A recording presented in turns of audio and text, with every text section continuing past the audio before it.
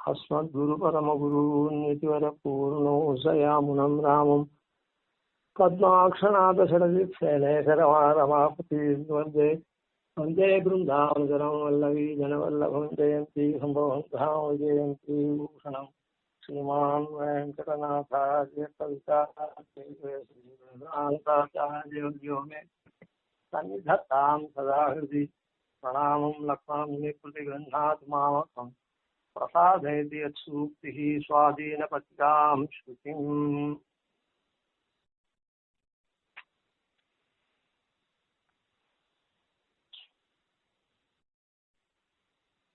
नानाभूतैर्जगति समयैः नर्मलीलां विदित्सोः अन्त्यं वर्णं कथयति विभोरादिमव्यूहभेदे विश्वं त्रातुं विषयनियतं व्यञ्जितानुग्रहस्तन् विश्वक्षेनो यदि पतिरभूत् वेत्रसारस्त्रिदण्डः।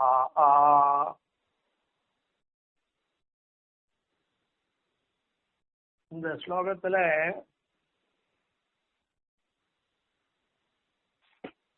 தெரியல, யாரும் சொல்லாததுன்னு நான் சொல்லல, பிரசித்தமா தெரியல, யாரும் சொன்ன மாதிரி அப்படின்னு சொல்றேன். இந்த இடத்துல தேசிகன் ஸ்ரீபாஷ்யக்காரரை விஸ்வக்சேனருடைய அவதாரமா சாதிக்கிறார். எல்லாரும் லோகத்துல சேஷாவதாரம் அப்படின்னு வர்ணிக்கிறார். ஆனா சுவாமி தேசிகன் சேஷாவதாரம்ன்றத இங்க சொன்னதா தெரியல. என்ன ஆனா பஞ்சாயத்தங்களுடைய அவதாரம் அப்படின்னு பிரபயன் விமதேஷு தீக்ஷ்ண பாவம் பிரபுரஸ்மத் பரிரக்ஷணே யதீந்திரஹா அப்ருதக் புதிபன்ன என்மயத்தை வௌதே பஞ்சவீராயுதே முராரேஹே அப்படின்னு அந்த 12வது ஸ்லோகத்துல சாதிக்கிறார் பஞ்சாயுதங்களை. இந்த இதே பூர்வத்திலே அடையார் கமல தளர்மகள் கேழ்வன் கையாழி என்னும் படையோடு நாந்தகமும் படர்கண்டும் ஒன் சார்ந்த வில்லும் புடையார் புரிசங்கமும் இந்த பூதலன் காப்பதற்கென்னிலையே ராமானுச முனியாயின இந்நிலத்தே அப்படின்னு திருவரங்கத்தமுதனார் ஸ்ரீபாஷ்யக்காரரிடத்துல நேரில் விண்ணப்பித்த நூத்தந்தாதியில ராமானுசர் திருச்சி சாத்தின நூத்தந்தாதியில அவர் அந்த மாதிரி சொல்றார். அந்த நூத்தந்தாதியில சேஷாவதாரம்னு அவரும் சாதிச்சதா தெரியல. ஆனா அவர் பஞ்சாயுதங்களுடைய அவதாரம்னு சாதிக்க ஸ்ரீபாஷ்யக்காரர் அதை செய்மடுத்து அங்கீகாரம் பண்ணியிருக்கார். சுவாமி தேசிகன் அதையே சாதிச்சிருக்கார் அந்த பட்சத்தையே. இப்போ சுவாமி தேசிகன் இந்த ஸ்லோகத்துல விஸ்வக்சேனருடைய அவதாரமா சாதித்தார். அது மாத்திரமில்லை, விஸ்வக்சேனருடைய அவதாரம் அப்படின்னு ஏதோ ஏகதேசமா சொல்லிட்டா மாத்திரம் இல்லை, இதுவா சாய்க்கிறார். ஸ்ரீபாஷ்யக்காரர் விஸ்வக்சேனர் ஸ்ரீபாஷ்யக்காரரா அவதரித்தார். விஸ்வக்சேனர் கையில இருக்குது பிரம்பு வேத்திரசாரம், அந்த தண்டமாகப்பட்டது, அந்த பிரம்பாகப்பட்டது திருதண்டமா ஆச்சுது அப்படின்னு சாய்க்கிறேன். விஸ்வக்சேனரை மாத்திரம் சொல்லல, விஸ்வக்சேனருடைய பிரம்பும் இவருடைய கையில திருதண்டமா ஆச்சுது அப்படின்னு சாதிக்கிறேன். இப்போ பூர்வ ஸ்லோகங்கள்ல ஸ்ரீபாஷ்யக்காரருடைய கிரந்தங்களுடைய பெருமையை சொல்லி, அப்படிப்பட்ட ஸ்ரீபாஷ்யக்காரருடைய கிரந்தங்கள் எப்படி நமக்கு உதவுறது, அந்த கிரந்தங்களே தான் அதுக்கு அருள் பண்ணணும் நமக்கு அப்படின்னு சொல்லி, அதாவது ஸ்ரீபாஷ்யக்காரர் கிரந்தங்களுடைய பெருமையை சொன்னார். அதுக்கப்புறம் இப்படிப்பட்ட உயர்ந்த கிரந்தங்கள் அருளக்கூடிய ஸ்ரீபாஷ்யக்காரர் தபனேந்திர ரீதியிலே அப்படி அக்னி போலவும் சூரியன் போலவும் சந்திரன் போலவும் பிரகாசிக்கக்கூடியவர்னு சொன்னார். அப்புறம் மலை மரம் சூரியன் சந்திரன் இந்த மாதிரி அப்படின்னு அந்த கிரந்தங்களுடைய அருளை பெருமையை அப்படி இவர் பிரகாசிக்கிறார்னு சொல்லி சொன்னார். கிரந்தங்களுடைய பெருமையை சொல்லி அந்த கிரந்தங்கள்ல அருளினத்தினால் ஸ்ரீபாஷ்யக்காரர் இப்படியெல்லாம் தேஜோ ரூபியா பிரகாசிக்கிறார் அப்படின்னு சொன்னார். அதுக்கப்புறம் அப்படி உயர்ந்ததா இருக்கக்கூடிய கிரந்தங்கள் நமக்கு அருள வேணும், அந்த கிரந்தங்களே தான் அருளணும், அதை நாம அதிக பரிச்சயம் பண்ணினே இருந்தா அது நமக்கு அருளும்னு சொன்னார். அது நமக்கு அருள்றது மாத்திரம் இல்லை, பரமத நிரசன பூர்வகமா நம்முடைய சமதத்தை ஸ்தாபிக்கக்கூடிய வரையில் அதை பரிச்சயம் பண்ண பண்ண பண்ண பண்ண அது கற்பகம் விருட்சம் போல அருளும் அப்படின்ற வரையில் சாதித்த. இப்போ இந்த ஸ்லோகத்துல விஸ்வக்சேனருடைய அவதாரம் அப்படின்னு சொல்ற. இப்போ என்ன பூர்வ ஸ்லோகத்துல கதகஜன மனிஷா கல்பனா கல்பவிஷா அப்படி வாதம் பண்ணக்கூடிய ஜனங்கள் இருக்காளே, வாதம் பண்ணக்கூடியவா அப்படின்னா எதிர்வாதம் பண்றவா இல்லை, அதாவது பிற மதங்களை நிரசனம் பண்ணக்கூடியவர்கள் அர்த்தம் இந்த இடத்துல. கவிதா கார்த்திக கேசரி அப்படின்னு சுவாமி தேசியன்னு சொன்னா அவர் வாதம் புரிகிறவர் அப்படின்னா எதிர்வாதம், அதாவது எதிரிகளே வாதம் புரிஞ்சு பண்ணி ஜெயிக்கக்கூடியவர் அப்படி இருக்கு. சரி, கதக ஜனம் அப்படின்னு சொன்னா உடனே எதிர்வாதம் பண்ணக்கூடிய புதக்கம் பண்ணக்கூடிய ஜனங்கள் அப்படின்னு எடுத்துக்கூடாது. அப்படி வாதம் புரிவார்களே அப்படி வல்லவ பெற்றவா இந்த சம்பிரதாயத்துல. அப்படிப்பட்ட மனிஷா புத்திமான்கள் அவளுடைய புத்தியுடைய கல்பனையில கல்பவருஷா கல்ப மரங்கள் போல மேல மேல மேல மேல இந்த ஸ்ரீபாஷ்யக்காரருடைய சிற்பி அவளுக்கு அந்த வாத திறமையை கொடுத்து, வாதம் புரியக்கூடிய சக்தியை கொடுத்து, வாதத்துல ஜெயிச்சு இந்த மதத்தை ஸ்தாபனம் பண்ணக்கூடியதா அரிபத மகரந்த சந்தினஹா அப்படின்ற ரீதியில எம்பெருமானுடைய திருவடி தாமரையாக தேன் இருக்க அதை எல்லாரும் நாம் அனுபவிக்கக்கூடியவர்கள் அப்படின்ற சித்தாந்தத்தை ஸ்தாபிக்கக்கூடியவர்கள்.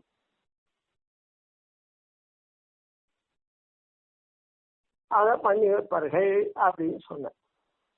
இப்போ இந்த ஸ்லோகத்துல என்னன்னா விஸ்வக்சேனர அவதாரம்னு சொல்ற. விஸ்வக்சேனர் என்ன பண்றார் அப்படின்னு சொன்னா,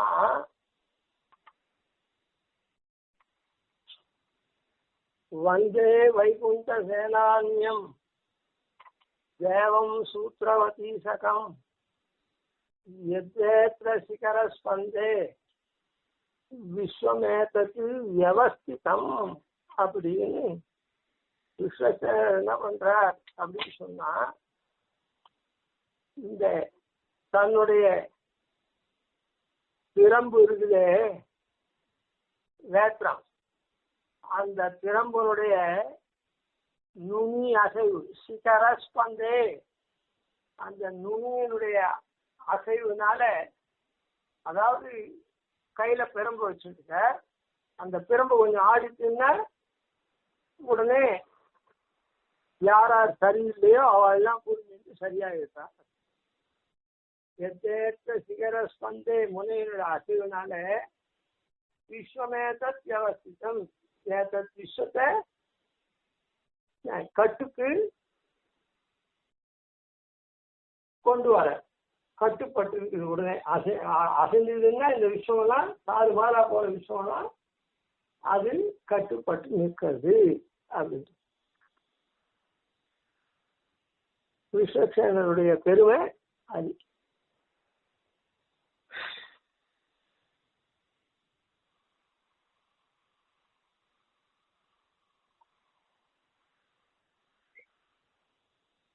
இப்போ இந்த இடத்துல பூர்வ ஸ்லோகத்துல கதகஜன மனிஷா கல்பனா கல்பவிருக்ஷான்னு சொன்னதுனால இங்கேயும் ஸ்ரீபாஷ்யக்காரருடைய நாவன்மையான சீசூக்திகள்னால மாறி பிரச்சாரம் பண்ணக்கூடிய உலகக்கூடிய மதங்கள்லாம் கட்டுப்பட்டு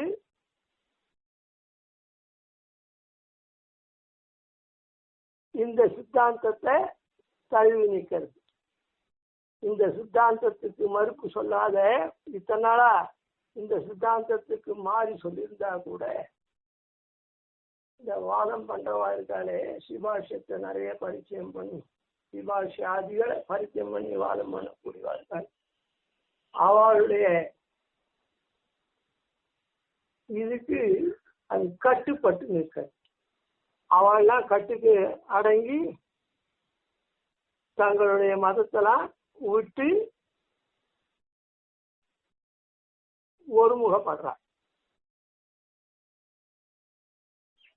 இப்படிப்பட்ட சாமர்த்தியம் ஸ்ரீபாஷ்யக்காரருடைய இப்படி ஸ்ரீபாஷ்யக்காரர் அருளக்கூடிய, அதாவது விஸ்வத்தை வியவஸ்தையா அங்க பண்றதுன்னா என்ன அர்த்தம்? எம்பெருமானுடைய நியமனத்தை ஒரு மீறது, மீறவாளை மீறாதபடி நியமனப்படி நடக்க வைக்கிறதுன்னு அர்த்தம். இப்போ ராஜாவினுடைய கட்டளையை மீறவாளை அந்த ராஜாவினுடைய இவா இருக்காது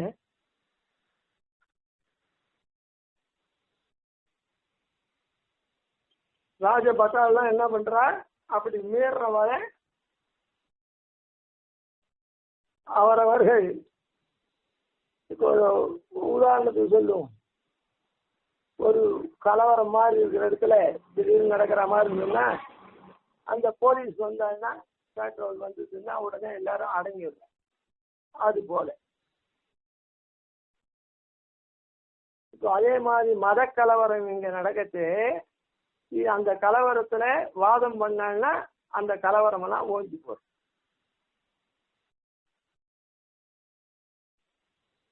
அதுதானே இப்போ விஸ்வம் மாறி நடக்கிறத கட்டுக்கு கொண்டு வராருன்னா என்ன அர்த்தம்? தன்னுடைய சிகர ஸ்பந்தே அப்படின்னு அந்த பிரம்மனுடைய நுனி அசைவுனால அப்படின்னு சொன்னான். அது எப்படி அசைவுனாலன்னா, இப்போ ஒரு பெரியோர் இருக்கா, ஒரு ஆச்சாரியன் குரு இருக்கார், பாடமெல்லாம் சொல்லி தந்துருக்கார். அப்படின்னா ஒரு பையன் தப்பா சொல்றான் அப்படின்னு உடனே அவர் கண்ணசைவிலே உடனே அவன் நாம தப்பு பண்ணிட்டோம் அப்படின்னு நாம தப்பா சொன்னோம்னு திருந்துறான். அது போல பெரும்பாசின்னா உடனே வியவஸ்திதமாகுது. அப்போ வியவஸ்திதமாகுதுன்னு சொன்னா மாறுபட்டு நடக்கிறதுன்னு ஏற்படுறது. மாறுபட்டு நடக்கிறதுன்னு தான் மாறுபட்ட சித்தாந்தம். அதாவது பெரிய அளவுல ஒரு இயக்கமா நடக்கிறது ஒரு சித்தாந்தம். இல்லைன்னா அவாவா தனித்தனியே நடக்கிறது அகிருத்திய கரண கிருத்தியா கரணங்கள். அதாவது சாஸ்திர சொன்னதுல கொஞ்சம் மீன் பின்ன பண்ணக்கூடாத பண்றது, பண்ண வேண்டியதை விடுறது, இதெல்லாம் மீன் ஒரு இயக்கமா ஒரு மதமா அப்படியே இருக்கிறதுன்றது தான் ஒரு மதமே. ஒரு இயக்கமா இருக்கிறது தான் ஒரு மதம். அவ தனித்தனியே பண்ணாங்கன்னா, அதனால தனித்தனியே பண்ணாலும் சரி, அது அப்படியே இயக்கமாக தொடர்ந்து பண்றா. இப்ப ஸ்ரீபாஷிகாருடைய ஸ்ரீசுக்தி அந்த இயக்கமா பண்றவாளை சரி பண்றதுக்கு உண்டான வாதத்திறன்லாம் மேல மேல கல்பவருஷமா இருந்து அவளுக்கு கொடுக்கறது அப்படின்னு சொல்ற. இப்போ எத்தேத்த சிகர ஸ்பந்தேன்னு சொன்னாரு விஸ்வம்னா ஒவ்வொருத்தரும் தனித்தனியா பண்ணாலும் அது சரி பண்ற, இந்த மாதிரி இயக்கமா சேர்ந்து பண்ணாலும் சரியாது. அப்ப இயக்கமா பண்றதுன்றது ஒரு சித்தாந்த ஸ்தாபனம் பண்ணியவா அவளுக்கு மதிக்கு தகுந்த மாதிரி கோண சித்தாந்தத்தை பண்ணி அது வழியே ஒழுகிறவாள். அதை இந்த இடத்துல இந்த ஸ்ரீசூக்திய கல்பித்த ககனானஹா பிரஸ்துத பிரசாதம் அந்த ரீதியில சிவாசிராவுடைய ஸ்ரீசூக்தி கொடுக்கும். அதனால இந்த இடத்துல இப்படி இயக்கமாவே அபசித்தாந்தங்களாவே இருக்கக்கூடியவாள்லாம் இருக்காளே, அப்படி சித்தாந்திகளா இருந்து ஒரு குழுவா இருக்காளே, ஒரு சம்பிரதாயமா இருக்காளே, அவளெல்லாமே அடக்கக்கூடியவரா ஸ்ரீபாஷ்யக்காரர் இருக்கிறதுக்கு காரணம் என்ன அப்படின்னா,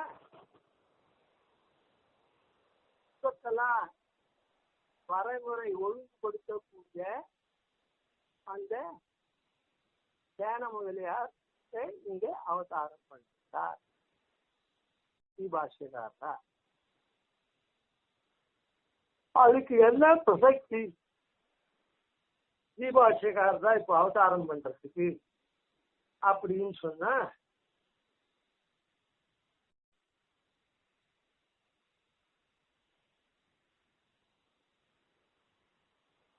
அதுக்கு ஒரு ஒரு விதத்துல அதை நாம புரியறதுக்கு சொல்றோம். இப்ப நம்ம சன்னதியினுடைய சுப்பிரபாதம் இருக்க, அந்த சுப்பிரபாதத்தினுடைய மங்கள ஸ்லோகத்துல சிவான் ராமானுஜாரியோ யதிபதிரகிலான் ராது காமஸ்வ சிஷ்யான் பாஷ்யம் ஷாரீரகார்த்த பிரகடனமகரோத் பாஷ்ய சித்தாந்த பேதா அப்படின்னு பூர்வார்த்தம். ஸ்ரீமான் ராமானுஜாரியா யதிபதிக அகிலான் திராத்து காமஸ்வ சிஷ்யான் தன்னுடைய எல்லா சிஷ்யர்களையும் காப்பதின் பொருட்டு பாஷ்ய சித்தாந்தங்கள் எல்லாம் ஒழிக்கக்கூடியதாக இருக்கு. அதான் ஸ்ரீபாஷ்யத்தை அருளினார். பாஷ்யம் ஷாரீரகார்த்த பிரகடனம் அகரோத். பிரகடனம் அப்படின்னு, அதாவது பிரகடனம்ன்ற பதம் என்னத்த சொல்றது அப்படின்னா, ஏதோ ரகசியமா உபதேசம் பண்றதுன்றது மாத்திரம் இல்லை. ஊருக்கெல்லாம் தண்டோரா போட்டு விஷயத்தை சொல்ற மாதிரி இல்ல, அதாவது அதை பிரகடனப்படுத்துறது, எல்லாரும் அறியும்படியா பண்றது. அப்ப ஸ்ரீபாஷ்யத்து மூலமா இதர சித்தாந்தங்கள் மொத்த பேரும் நீங்க சொல்றதெல்லாம் தப்பு அப்படின்னு பிரகடனப்படுத்தி, இன்னென்ன காரணத்தினால உங்க மதங்கள்லாம் தப்பு அப்படின்றத இதர சித்தாந்தங்களை பேதிச்சு அதெல்லாம் பங்கம் பண்ணி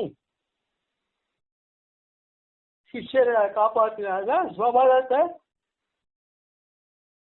ஸ்தாபித்து அப்படியான ஸ்ரீபாஷ்யத்தை கொடுத்து சிஷ்யர்களை காப்பாற்றினார். அப்படின்னு சொல்லப்பட்டிருக்கு. உத்தரார்த்தமும் வெறுமை அப்படியே சொல்லிடுவோம். எஸ்டின் சுபியமானே கதகோல வச்சோ வஜ்ரபாதை சபூயா. அப்படி பாஷ்யக்காரர் அந்த மாதிரி பண்ணா விட்டு அதுல கலக்கம் மறுபடியும் வந்த போது 25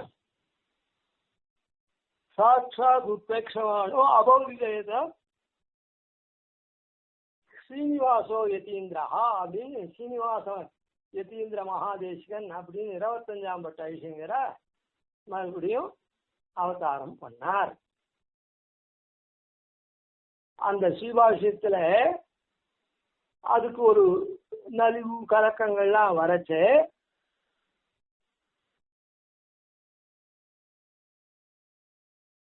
அத மறுபடியும் அந்த ஸ்ரீபாஷ்யத்தை வஜ்ரபாதம் போல இதுவா பண்றதுக்கு ஸ்ரீனிவாச யதீந்திர மகாதேசிகன் அவதரிச்சார். நாங்க மேல அந்த மங்கள ஸ்லோகத்துல பூர்த்தியாது.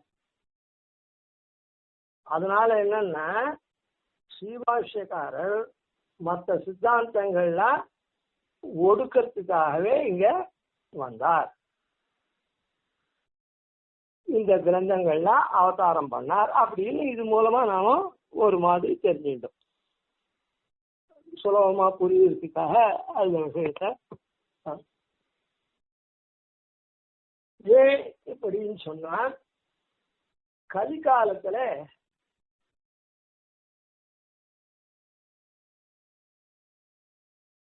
அதர்மம் தலை தூக்கிறது. அதனால அதர்மம் ஏன் தலை தூக்கிறது? தர்மம் புரியாதனால அதர்மம் தலை தூக்கும். இதுதான் தர்மம்ன்றது சரியா புரியல. அந்த தர்மத்துல சோத்தியம் சந்தேகம் வருது காலத்தினுடைய பேதத்தினால. அப்படி வரதுனால உடனே தர்மமே அதர்மமா தெரியுது, அதர்மம்னா தர்மம் மாதிரி தெரியுது. அதனால கலுஷமா போகுது. அதனால இந்த இடத்துல சிவாசகாருடைய அவதாரம் தேவைப்படுறது. அதனால ஸ்ரீபாஷ்யக்காரருடைய விஸ்வக்ஷன ஸ்ரீபாஷ்யக்காரருடைய அவதாரமா அவதரிச்சு இந்த மாதிரி சித்தாந்தத்தை நிலநாட்டுறார். விஸ்வக்ஷனர் தான் இங்க அவதாரம் பண்ணார் அப்படின்னு இந்த இடத்துல சாய்க்கிற.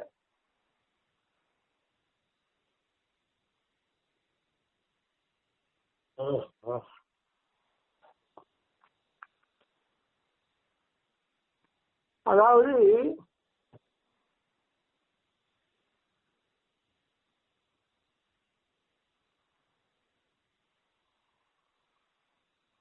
சாஸ்திரத்திலேயே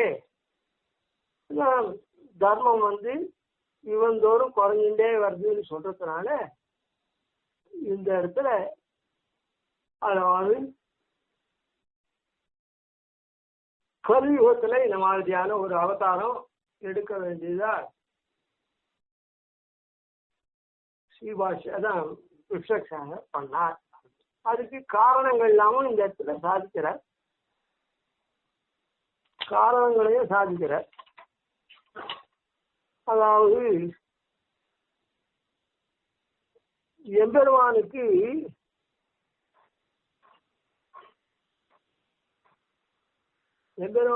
சிருஷ்டி சம்ஹாராதிகள் பண்றது அதுக்கு முன்ன அந்த காரணத்தை சொல்றதுக்கு முன்ன அதான் அதை கொஞ்சம் விவரிக்கணும். பரவாசுதேவனா இருக்கிற எம்பெருமான் இந்த சிருஷ்டி ஸ்திதி சம்ஹாராதிகள் எல்லாம் பண்றதுக்கு வியூகாவதாரமா அவதரிக்கிறான். வியூகம்ன்றது வாசுதேவ சங்கர்ஷண பிரத்யும்ன அனிருத்தன் அப்படின்ற 4. அதுல வாசுதேவன்கிட்ட பரவாசுதேவனும் ஷாட்குண்ய பரிபூர்ணன் சாத்குண்யம் 6 குணங்கள் எது அப்படின்னு சொன்னா ஞான பல ஐஸ்வர்ய வீரிய சக்தி தேஜஸ் அப்படின்னு ஞான பல ஐஸ்வர்ய வீரிய சக்தி தேஜஸ்ன்னு சொல்லக்கூடிய 6 குணங்களும் பகவானுக்கே அசாதாரணமாக உடையது. இந்த 6 குணங்கள் யாரிடத்துல பரிபூர்ணமா இருக்கோ அவன்தான் பகவான். அதனால எம்பெருமான் ஒருத்தன்தான் பகவான். அவனை தவிர மற்ற வாழ்க்கெல்லாம் இந்த 6 குணங்கள் யாருக்கும் பூர்ணமா கிடையாது. அதனால இந்த 6 குணங்கள்னால என்ன பண்றான்னா சிருஷ்டி ஸ்திதி சம்ஹாரத்தை பண்றான். அதே போல தியானத்தெல்லாம் உபதேசம் பண்றா. தியானம்னா சாஸ்திரம். சிருஷ்டி ஸ்திதி சம்ஹாரம் பண்றதோட கூட சாஸ்திரத்தை பிரவர்த்திக்கிறான், சாஸ்திரப்படி நடக்க வைக்கிறான், தத்துவ ஞானத்தை உண்டு பண்றான். இதெல்லாம் ரங்கராஜ ஸ்தவத்துல பட்டர் சாதிச்சிருக்கார். இன்னும் யார் எங்கெங்க சாதிச்சிருக்காளோ நமக்கு சுலபமா இருக்கிறத 2 சொல்றேன். பட்டர் சாதிச்சிருக்கார். சுவாமி தேசிகள் சில்ற ரகசியத்திலேயும் சாதிச்சிருக்கார் இந்த விஷயத்தை. சில்ற ரகசியத்திலே சரி. அதுல 6 குணங்கள், அதாவது பெரிய ரகசியமான ரகசியத்திராளர்கள்லாம் சாதிச்சிருக்கார். ஆனா சில்ற ரகசியம் இருக்க அமிர்தரஞ்சனி அதில் கூட சாதிச்சிருக்க ரொம்ப எளிமையா தெரிஞ்சுக்கிறது. அந்த பரவாசுதேவனுக்கும் யூக வாசுதேவனுக்கும் 6 குணங்கள் பூர்ணமா இருக்கிறதுனால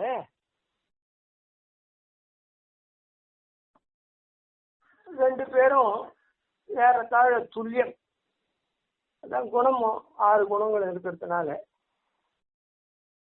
அவனுடைய ஸ்தானம் அது இது அந்த கொஞ்சம் பேதிக்கிறதே தவிர குணாதிகள்ல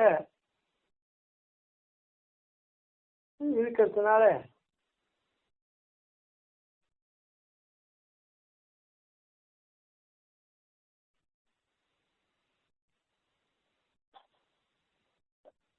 அது ரெண்டு பேரும் ஒன்னு இது பண்ணி அப்ப வியூகம் 3 வியூகம் அப்படின்னு சொல்லுவார்கள். 4 வியூகம் தான். அது ரெண்டு பேரும் 2 பரவாசுதேவ ரூபத்துக்கும் யூகவாசுதேவ ரூபத்துக்கும் இதுவா இருக்கிறதுனால ஒத்துமை குணங்கள்ல சாமியம் இருக்கிறதுனால அதை சாமியமா சொல்லி குணபேதங்கள் இருக்கக்கூடிய இந்த மற்ற சங்கர்ஷண பிரத்யும்ன அனிருத்தால மாத்திரம் திரிவியூகம்னு சொல்லுவோம். சங்கர்ஷண பிரத்யும்ன அனிருத்தான்னா என்ன அப்படின்னா 2 குணங்களை கொண்டிருக்கா. சங்கர்ஷணன் ஞான பலத்தை கொண்டிருக்கான்.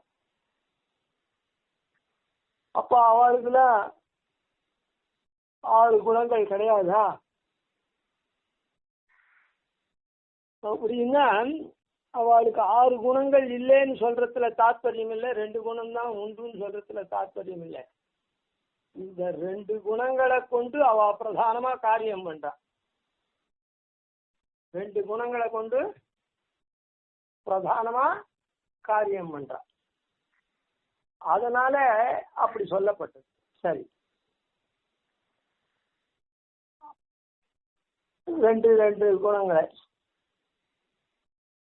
ஞானத்தை கொண்டு இதெல்லாம் ஸ்லோகம் இருக்குது.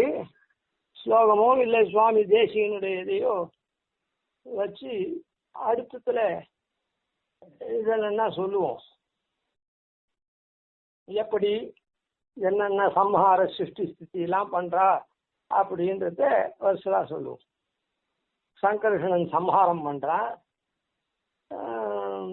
பிரத்யும்னன் சிருஷ்டி பண்றான், அவன் ஸ்திதி காக்கக்கூடிய ரக்ஷண காரியத்தை பண்றான் அனிருத்தன். அப்படின்றதுல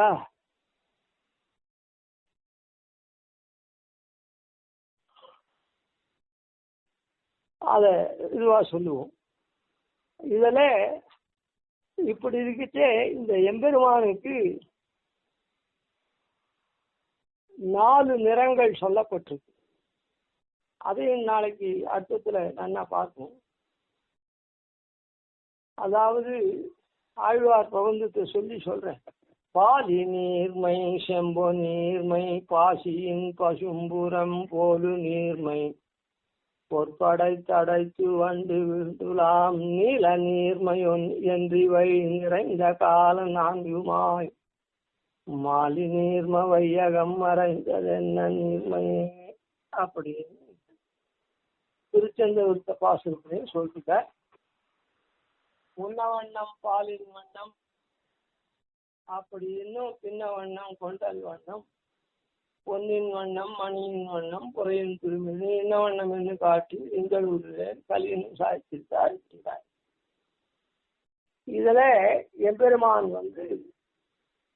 இந்த மாதிரி யுகந்தோறும் இந்த யூக புருஷால் இருக்காளே யூக எம்பெருமான்கள் 4 பேரும் நிறத்தை சொல்றா.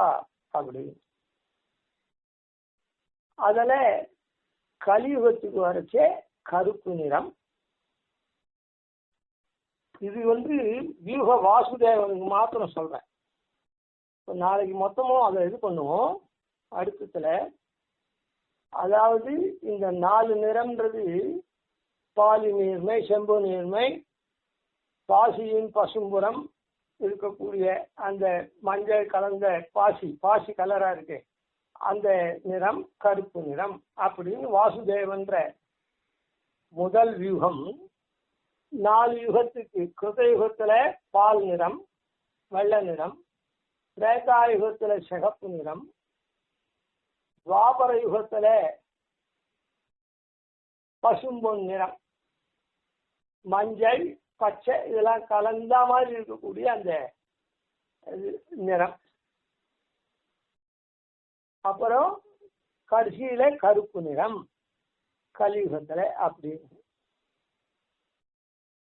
இது வாசுதேவன் கொண்டுள்ள முதல் மூர்த்தியா இருக்கானோ அந்த வியூகாவதாரத்துல அந்த முதல் மூர்த்தியா இருக்கிற வாசுதேவன். அதை மாத்திரம் இன்னைக்கு நல்லா ஞாபகமா ஸ்திரம் பண்ணிடுவோம். மற்றதெல்லாம் நாளைக்கு சேர்த்து சொல்ல தேவும். இந்த ஸ்திரமா இருக்கிறதா இன்னைக்கு இதை மாத்திரம் சொல்லிட்டேன். வாசுதேவன்ற முதல் மூர்த்தியா இருக்கக்கூடிய வியூகமூர்த்தி கிருதயுகத்துல வெள்ளை நிறமும், திரேதாயுகத்துல சிகப்பு நிறமும், துவாபர யுகத்துல பசு மஞ்சள் போல இருக்கக்கூடிய நிறமும், கலியுகத்துல கருப்பு நிறமும் கொள்றான். கலியுகத்துல ஏன் அவன் கருப்பு நிறம் கொள்றான் அப்படின்னு சொன்னா,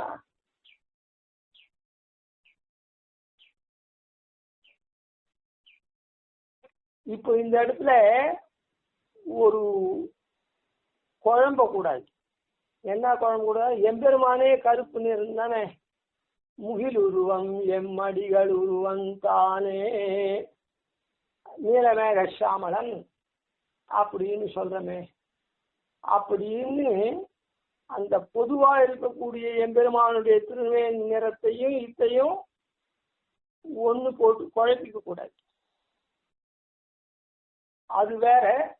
இப்போ வியூக வாசுதேவன் கிருதயுகத்துல வெள்ளை, திரேதாயுகத்துல சிகப்பு, துவாபர யுகத்துல பசு மஞ்சள், கலியுகத்துல கருப்பு நிறம் கொள்றான் அப்படின்றத மாத்திரம் வச்சுக்கணும். அது அப்ப அந்த கருப்புக்கும் இந்த கருப்புக்கும் என்ன வித்தியாசம்ன்றது அதெல்லாம் அப்புறம் பார்த்துப்போம்.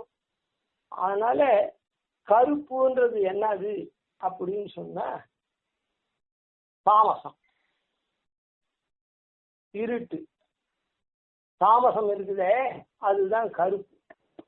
வெள்ளைன்றது சத்தம், சிகப்புன்றது ரஜோகுணம், பசுமஞ்சள் இப்படி இல்லாத அப்படி இல்லாத கொஞ்சம் மாறி இருக்கிறது.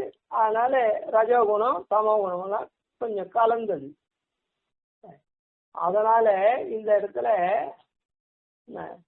எம்பெருமான் ரொம்ப ரொம்ப ரொம்ப ரொம்ப தாமச பிரகிருத்தியா எம்பெருமான் இல்லை, தாமச பிரகிருத்தியா இந்த கலியுகம் மாறுறது தான். ஒவ்வொரு யுகத்தில் தர்மம் குறைஞ்சுட்டே வந்து 4 கால் 3 கால் 2 கால் 1 காலில் நடக்குது, அதுவும் தேஞ்சுட்டே வருதுன்னு சொல்றோமோ. ஆன மாதிரி எதனால ஆகுது?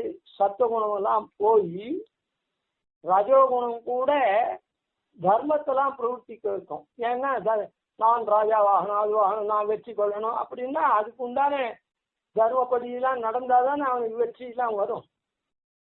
ஆனா இந்த இடத்துல மொத்தம் தமசால இருளால சூழப்பட்ட தர்மமே இல்லாம மொத்தம் அதர்மமா போறதுனால அதை எம்பெருமான் இந்த யுக தர்மத்தை அந்தந்த பெருமாள் அப்படியே யார் யார் எப்படி போறாளோ அவளுக்கு உள்ளுக்குள்ள அனுமந்தாவா தான் இருக்கான் பெருமாள். எல்லார் உள்ளேயும் பெருமாள் இருந்து நியமிக்கிறான். பெருமாள் இல்லாத எதுவுமே நடக்கல, பெருமாள் நியமிக்காத எதுவுமே நடக்கல. அப்போ ஒருத்தன் பாபம் பண்ணியிருக்கான்னா அந்த பாபம் பண்ணியதுக்கு தகுந்த மாதிரி அவனை திருடனாக்கணும். அப்படின்னா அந்த திருடனா காரியம் பண்ண வைக்கிறது பெருமாள் தான் நியமிக்கிறான். புரியுத? அவன் உள்ள இருந்துட்டு அவன் பாபத்துக்கு தகுந்த மாதிரி அவன் திருடனா, அயோக்கியனா, கொலைக்காரனா, கொள்ளைக்காரனா அப்படி நியமிக்கிறான்.